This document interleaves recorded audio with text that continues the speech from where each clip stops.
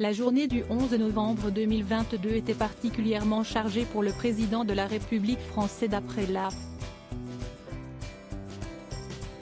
Emmanuel Macron a présidé vendredi à Paris la cérémonie de commémoration du 104e anniversaire de l'armistice de 1918, avant un déjeuner à l'Élysée avec des porte-drapeaux, commissaires de la Flamme du Soldat Inconnu et présidents d'associations d'anciens combattants. Le soir venu, accompagné de son épouse et plus fidèle allié, l'élégante Brigitte Macron, le dirigeant a reçu de nombreux dignitaires internationaux pour le Forum de Paris pour la paix à l'Élysée. Parmi la longue liste des convives, se distingue l'artiste Youssou N'Dour. Le chanteur sénégalais avait déjà eu l'occasion de s'entretenir avec le couple présidentiel lors de la fête de la musique en juin. Au matin du 11 novembre, le chef de l'État a déposé une gerbe et ceste recueillie devant la statue de Georges Clémenceau sur les Champs-Élysées, à quelques mètres du palais présidentiel. Il a ensuite passé des troupes en revue place Charles de Gaulle puis ravivé la flamme du soldat inconnu sous l'Arc de Triomphe, avant l'appel des noms des militaires morts pour la France depuis le 11 novembre 2021.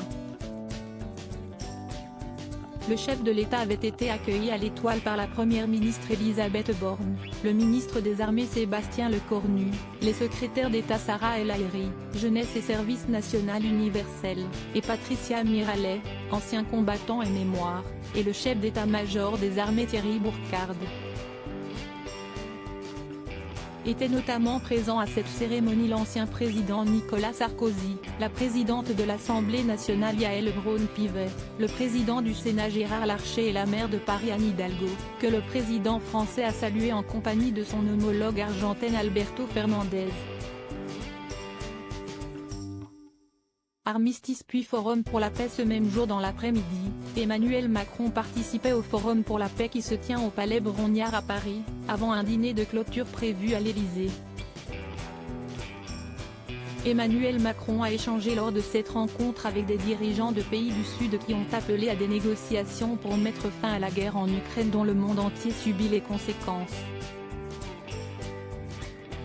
Emmanuel Macron a reçu également à Paris des femmes iraniennes, dont il a salué la révolution qu'elles sont en train de conduire.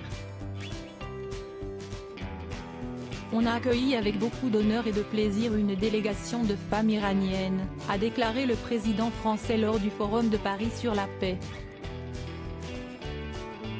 Je veux ici leur redire vraiment notre respect et notre admiration dans le contexte de la révolution qu'elles sont en train de conduire, a-t-il ajouté. Selon l'Élysée, la délégation était composée de Masih Alinejad, une militante iranienne basée à New York qui encourage les femmes iraniennes à protester contre l'obligation du port du voile, Shima Babaei, qui se bat pour avoir des informations sur son père dont elle est sans nouvelles, Ladan Boroman, cofondatrice d'une organisation de défense des droits basée à Washington, et Roya Piret.